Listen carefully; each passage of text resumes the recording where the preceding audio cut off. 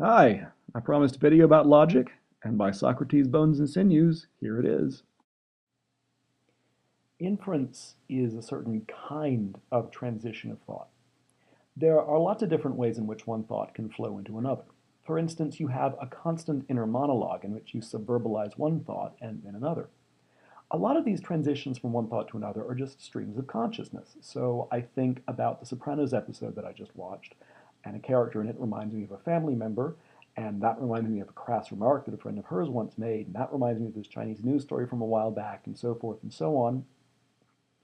Nothing in that stream of consciousness needed to follow what had come before. There are loose connections of similarity and memory and association and so forth, but there's no right or wrong way for your consciousness to stream. Inference, though, isn't just letting thoughts stream through your mind. It's an intentional human action, and so it can be done well or badly. Drawing an inference is moving from one thought to another because the old thought or thoughts imply the new thought. So to infer one thought from some others is to have that thought because you think that it was implied by old thoughts. So what is it for thoughts to imply other thoughts? So we want to say that one or more thoughts imply a new thought when it is literally impossible for them to be true without it being true too, if their truth would guarantee its truth. When some thoughts imply another thought, we say that the new thought is implicit in them and that it is an implication of theirs.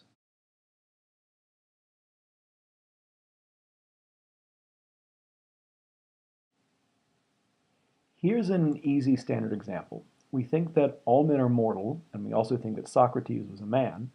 Now, if Socrates was a man, all of whom are mortal, then it must be that Socrates was, like other men, mortal. It seems that in saying that all men are mortal and Socrates is a man, we've already said that Socrates is mortal. We just haven't said it explicitly. We said it implicitly. Logic makes explicit that which had been implicit. Unfortunately, we're not infallible about implications. We can think that some claims imply another when they don't. For instance, let's say we know that cheesecake and a chocolate brownie are both dessert options at a certain restaurant, and we know that Bob always gets dessert, and we also see that he's being brought cheesecake. So we might think that implicit in the fact that he'll have cheesecake or a brownie, and that he's having cheesecake, that he isn't having a brownie, but we would be wrong. Bob might be really into dessert and just have the brownie too. Or let's say someone comes home and sees her husband looking bummed out and haggard and says, "Have you been in the vodka again?" She shouldn't really be reassured when he says no. She thinks that if he's been in the vodka, then he's drunk, but he hasn't been in the vodka, so he must not be drunk.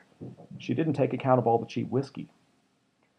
An inference is a good one if the old thoughts really do imply the new thought, but we're not infallible when it comes to implications. Sometimes we don't see implications that are there, and sometimes we think we see implications that aren't there. Logic is supposed to guide us in our thinking so that we can take advantage of what we know and not make mistakes. When we want to see whether an inference is a good one, we take the old thoughts and the new thought and lay them out in a form called an argument. Setting aside some exotic logic, we can say that an argument is a set of claims with one or more premises and a conclusion. The premises represent old information, and the conclusion is thought to be implicit in them. The conclusion is thought to be implicit in the premises. That's what a conclusion is. It's just a claim held to be implicit in other claims. So we want to say that the old thoughts are represented as premises, and the new thought is going to be called the conclusion. A conclusion is just an alleged implication. It's an inference that is drawn. It might or might not be an actual implication, and the inference might or might not be a good one. For example, we can represent that Socrates inference that I mentioned a minute ago as an argument with two premises and a conclusion. So here are the premises: all men are mortal, Socrates is a man, and here's the conclusion: Socrates is mortal. We begin with the old information represented in the premises, that all men are mortal and that Socrates is a man. We use the word thus to indicate a conclusion. Other words that we often use in ordinary English to indicate that we're drawing an inference are therefore and so. We also just use word order and common sense to mark out inferences. What we have here is an argument in which the claim that Socrates is mortal is being treated as an implication of the premises that all men are mortal and that Socrates is a man. Now, in ordinary English, we use the word argument in several ways. There's argument in the sense of a debate or conflict. You have an argument with your mother or something like that. That isn't the kind of argument that logic really focuses on. Also, we use the word argument to refer just to a conclusion, as when we talk about supporting your argument or something like that. As we use the word argument in logic, the supporting is done by the premises, and an argument is what does the supporting, and it is what is supported. What does the supporting is the premises, and what is supported is the conclusion. And in ordinary life, we also use the word argument in the way that we do in logic. None of these uses are wrong or even unclear or anything, but we do need to carefully distinguish between them. As we use the word argument in logic, we do not support or prove arguments. Arguments include supports or proofs as their premises. Arguments aren't just conclusions. When the premises really do imply the conclusion, we say that the argument is valid. To infer the conclusion from the premises would be to infer well. A valid argument is one with a good inference in it. Since logic is the study of good inference, valid arguments are the core subject matter of logic. Logicians will also try to categorize and describe bad arguments, known as fallacies, but only to remedy bad thinking. Just as morality is chiefly a positive guide with some descriptions of moral vice to help us avoid it, logic is chiefly a positive guide to thinking, with some descriptions of logical vice, fallacy, to help us avoid it. So, what is it for an argument to be valid? The concept of validity is really the key practical concept in logic. An argument is valid when it is impossible for the premises to be true without the conclusion being true too. For an argument to be valid, it is not necessary that the premises be true. All that it takes is for it to be the case that were they true, then the conclusion would have to be true too. And for an argument to be valid, it is not sufficient that the conclusion be true. The conclusion has to be guaranteed to be true by the premises. There are a couple of other ways of expressing the same idea. In a valid argument, if the premises are true, then the conclusion must be true too. They don't have to be true for it to be the case that were they true, then the conclusion would also be true. Also, in a valid argument, if the conclusion is false, then at least one of the premises must be false. These are all just different ways of saying the same thing. In a valid argument, the truth of the premises would guarantee the truth of the conclusion. It is impossible for the premises to be true without the conclusion also being true. Let me go through some examples. The most common example of a valid argument in the history of logic is the one that I mentioned earlier. All men are mortal, Socrates is a man, therefore Socrates is mortal. The premises of that argument are the claims that all men are mortal and that Socrates is a man. The conclusion is that Socrates is mortal. We can agree that the argument is valid because it is impossible for all men, including Socrates, since he is a man, to be mortal without Socrates being mortal. The conclusion is implicit in the premises. Now, sometimes people think that arguments have to have exactly two premises followed by a conclusion. That isn't so. In principle, there can be no premises at all, but we won't worry about exotic arguments like that. But there can be any number of premises. For instance, it looks as if we were to agree that I am a horror fan, then we ought to also agree that there is at least one horror fan. That looks like an argument with only one premise. Someone might say that basic arithmetic gives us more hidden premises, but someone could disagree with that too. If we know that Tony was in the mafia or was in the Gestapo, and we know that if you're in the mafia, then you're a brutal criminal, and we know that if you're in the Gestapo, then you're a brutal criminal, then we know that Tony was a brutal criminal. That's an argument with three premises, right? That he's in one or the other. If he's in the one, he's a criminal. If he's in the other, he's a criminal. Three premises. There's no upper limit on how complicated an argument can be or how many premises it has, but the arguments that we'll deal with in this class will never be astoundingly complicated. But so here's another valid argument. All reptiles are mortal, but Socrates is a reptile, therefore Socrates is mortal. One of the premises of this argument is false. Socrates is not a reptile. But the argument is still valid. It isn't possible for all reptiles, including Socrates, since he's allegedly a reptile, to be mortal without Socrates being mortal. Whether Socrates is a reptile or not makes no difference to the validity of the argument. It's still the case that if the premises are true, then the conclusion must be true. The premises can't be true without the conclusion being true too. And here's another valid argument. All reptiles wear feather boas, but Socrates is a reptile, thus Socrates wears feather boas. The premises are false. So far as I know, reptiles do not wear feather boas. I've certainly seen lots of reptiles without them. Socrates is not a reptile, and I don't think that Socrates ever wore a feather boa because I don't think that they've been invented yet. So the premises are false and the conclusion is false, but that doesn't matter. What matters is that it's impossible for all reptiles, including Socrates because he's allegedly a reptile, to wear feather boas without Socrates wearing feather boas. This argument is logically valid. Its problem is that the premises are false. Its problem isn't that it is logically invalid. You can also have arguments that have true premises and a true conclusion, but are not valid. For instance, this one here, the sky is blue and snow is white, therefore grass is green. That's an argument. It's an argument because it's got thus in it, indicating that there's a conclusion, something that is held to be an implication of the other claims.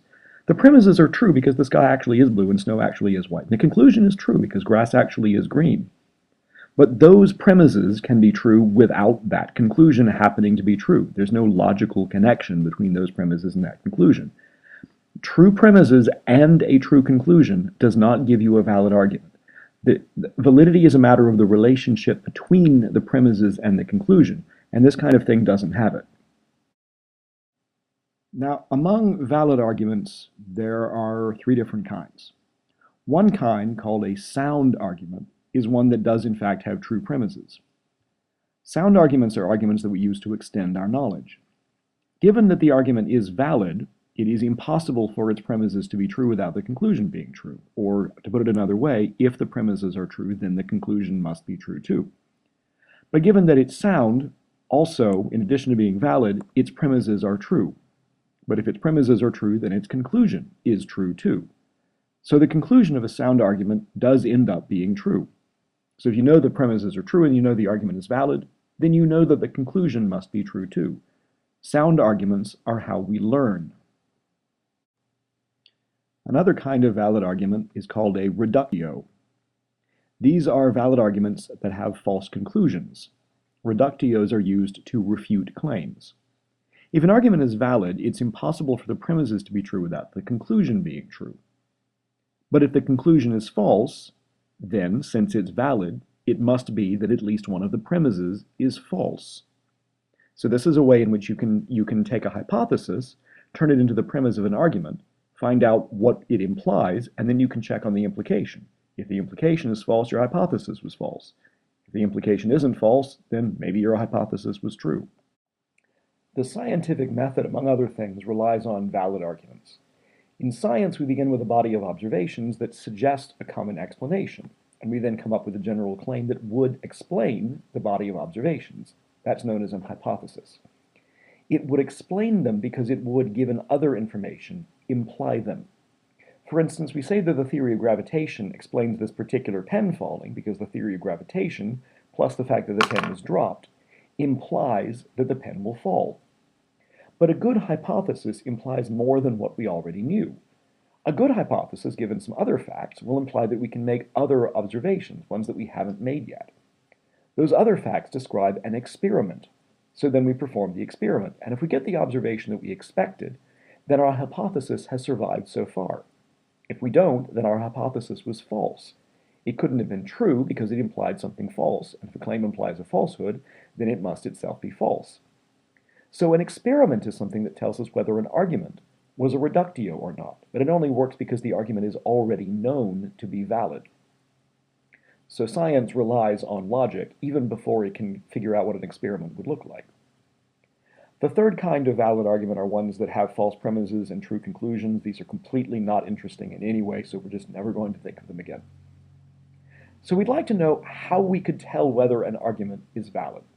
To positively show that an argument is valid, we would need to engage in what is called natural deduction.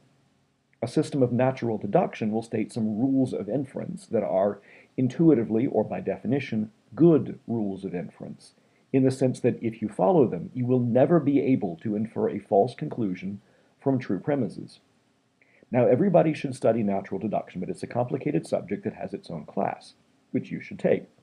But I can give you a couple of examples of the sorts of rules that appear in systems of natural deduction.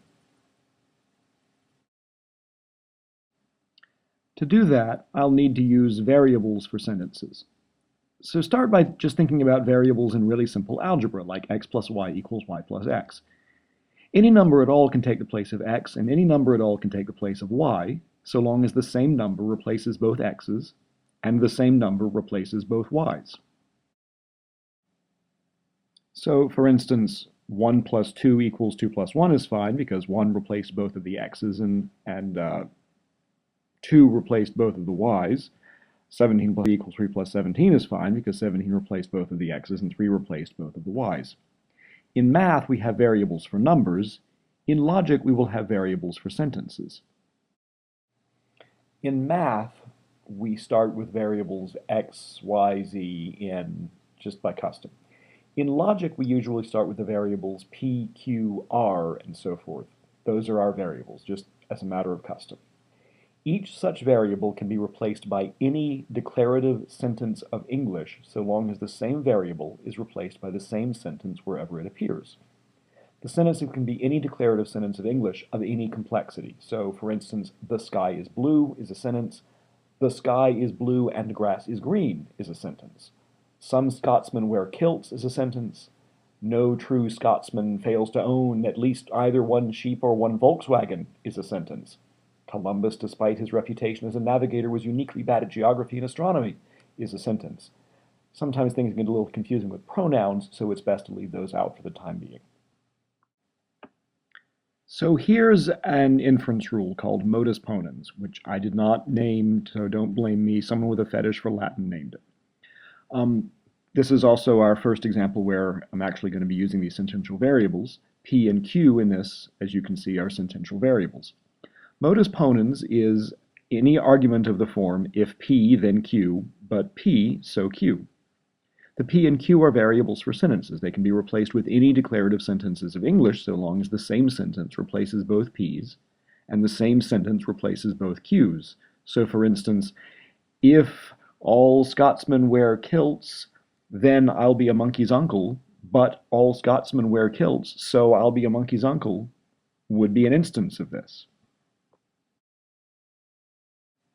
Here's a more serious example of a modus ponens inference. If you get an A, then you'll pass. You get an A, so you pass.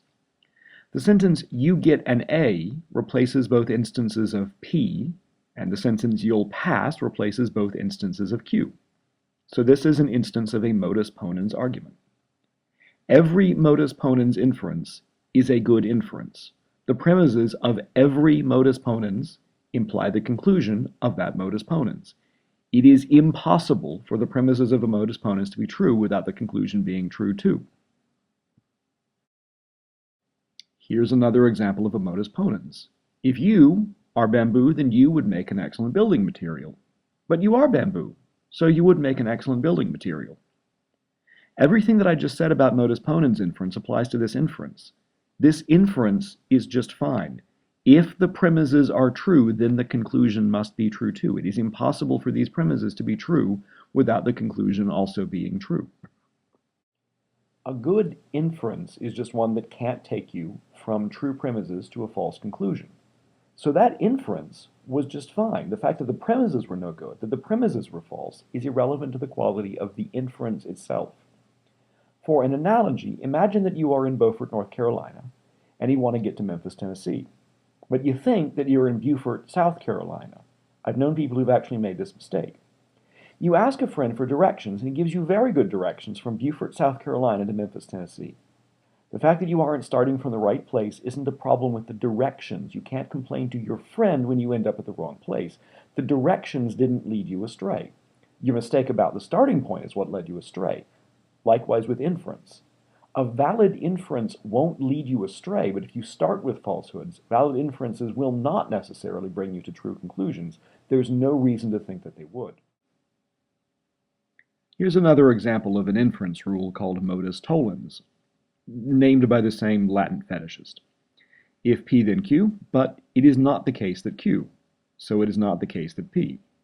Were P true, then Q would have to be true, but it isn't, so P must not be true either. Here is an example of a modus tollens inference. If you are a Coke, then you would make for a refreshing beverage, but you would not make for a refreshing beverage, so you are not a Coke. Now that might seem a little bit silly, but notice that that is the exact same argument as this. This is another example of a modus tollens. If you are the killer, then you were present at the scene of the crime, but you were not present at the scene of the crime, so you are not the killer. This doesn't seem silly at all because this is how logic gets your charges dismissed, which seems like it might be handy. Here's another inference rule called disjunctive syllogism. P or Q, but it is not the case that P, so it is the case that Q. The idea is that if at least one of two claims is true and one of them isn't, then the other one must be true. It could work either way. If you know that Q is false, then you would know that P was true. For instance, you drive into a neighborhood trying to find a friend's place. The road into the neighborhood ends in a T intersection and you have to turn left or right. You're sure that you're in the right neighborhood, but you can't remember which way to go. So you turn right and drive to the end of the street without seeing your friend's house. So you drive back to the original turn. You're not in any doubt about what to do now, and that's because you can reason like this. The house is on the right or it's on the left, but it isn't on the right, so it must be on the left. If you couldn't do that little piece of reasoning, who knows what you would do? You might start digging into the sewer, or jumping up into the sky, or climbing a tree, or who knows? There are many inference rules in an adequate system of natural deduction. Those three are just a sample of a few of the most commonly used rules in ordinary life, and also in the kinds of philosophical arguments that we focus on. Showing that arguments are valid requires a special study, which we're not going to do. We're going to rely on common sense and intuition, and sometimes I'm just going to tell you whether an argument is valid. But there is a method that's fairly easy, called the method of counterexample, that you can use to show that an argument isn't valid. Everybody knows what a counterexample is. If someone makes a broad claim about a whole category of things, then you can refute her claim by coming up with a member of that category that doesn't fit with what the claim said. For instance, if someone says that all Democrats are opposed to the death penalty, it's easy to refute that claim by just offering a counterexample. And in this case, the obvious one would be Barack Obama. Probably comes to mind when you think of Democrats these days. A counterexample to an argument, though, will be a little different. If someone is talking about Democrats, then the counterexample would be a Democrat. If someone's talking about arguments, then the counterexample would be an argument. The key idea to grasp to understand counterexamples to arguments is the idea of logical form. The logical form of an argument is what you get if you ignore what the sentences in the argument are about and focus only on their structure.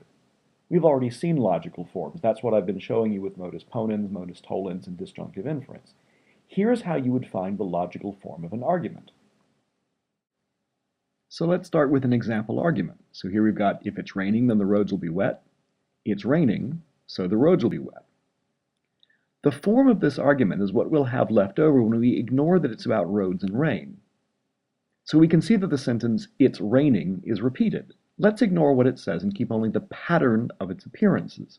We can do that by taking out every instance of it's raining and replacing them all with a sentential variable. In this case, we will use P. So you take out every instance if it's raining and replace them with P, and then you get this. If P, then the roads will be wet, but P, so the roads will be wet. Likewise, we can see that the roads will be wet is repeated. Now let's ignore what it says and keep up only the pattern of its appearances by replacing every instance of that sentence with a different sentential variable. In this case, we will use Q. So we keep P's in place, we take out the roads are wet, and we replace each one of them with Q, and we end up with if P then Q, but P, so Q. And so our argument is revealed to be a modus ponens argument. Every argument of this form is valid. That was a pretty straightforward case. If two arguments have the same logical form, then they also share validity. If one argument is valid and another argument has the same form, then the other argument is also valid. And if one argument is invalid and another argument has its form, then the other argument is also invalid. Remember that a valid argument is one in which it is impossible for the premises to be true without the conclusion being true too.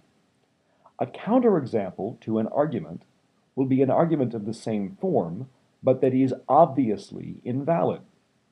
How do you make one that is obviously invalid? You come up with one that has obviously true premises and an obviously false conclusion. Since that argument does have true premises and a false conclusion, it is invalid, and because they're obviously true and obviously false, it's obviously invalid. But since it's of the same form as the original argument, we know that the original argument must be invalid too, even if it wasn't obviously invalid to begin with. So how would we go about finding counterexamples? Let's try an example. So we'll use this argument. If he bought a Ford, then he bought a truck. But he didn't buy a Ford, so he didn't buy a truck. To come up with a counterexample to this, we're going to try to find the form. We can start by recognizing the pattern of he bought a Ford and taking out every instance of that sentence and replacing it with the same sentential variable. We'll use P. So we see that he bought a Ford appears in the first premise. We'll take it out and replace it with P. And he didn't buy a Ford, or it's not the case that he bought a Ford, is the second premise. So we will take that out and replace it with it is not the case that P. And so then we end up with this more abstract pattern. We'll then do the same thing with he bought a truck, replacing it with Q. And that gives us this. We just took out each instance of he bought a truck and replaced it with Q. So we end up replacing the he bought a truck in the first premise with Q to get if P then Q. And we take out the it is not the case that he bought a truck in the conclusion and replace it with it is not the case that Q. To give a counterexample, we're going to fill in the P's and Q's so that we end up with an argument that has obviously true premises and an obviously false conclusion. Here's one. What we'll do is we'll let P get replaced by Abraham Lincoln committed suicide, and we'll leave Q blank for the moment. So where we have P in the first premise, we'll replace that directly with Abraham Lincoln committed suicide. And where we have it is not the case that P is the second premise, we'll replace that with it is not the case that Abraham Lincoln committed suicide or Abraham Lincoln did not commit suicide. And then we will replace Q with Lincoln is dead. So now our first premise, which was of the form if P then Q, has become if Lincoln committed suicide then he is dead. Our second premise was it is not the case that P, so that becomes it is not the case that Lincoln committed suicide or Lincoln didn't commit suicide. And our conclusion, which was of the form it is not the case that Q, has now become it is not the case that he is dead or he is not dead. You can see that the premises of this argument are obviously true. If you commit suicide, then you do end up dead. If you try suicide, you might not be dead, but if you carry it out, then you are dead. And it is also true that Lincoln did not commit suicide as he was assassinated. We cannot infer from that Abraham Lincoln is not dead. He is dead, just not by suicide. He was assassinated.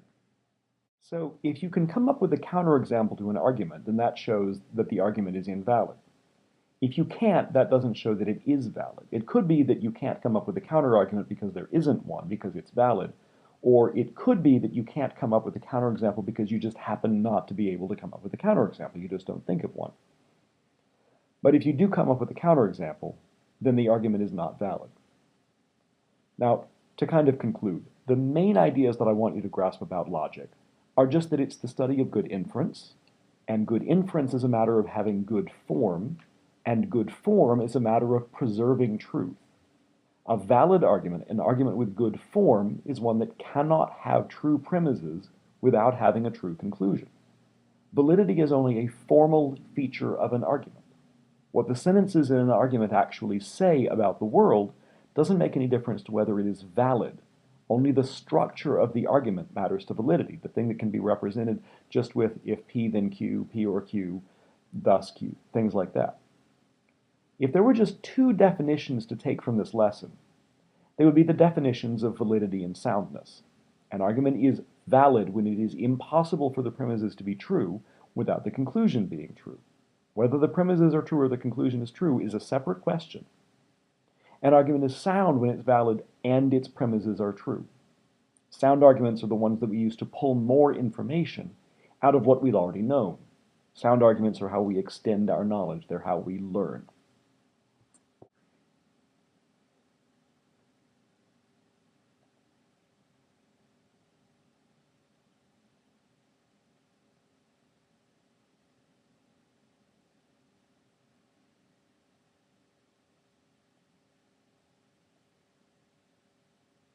Hi, I'm Socrates. Good night.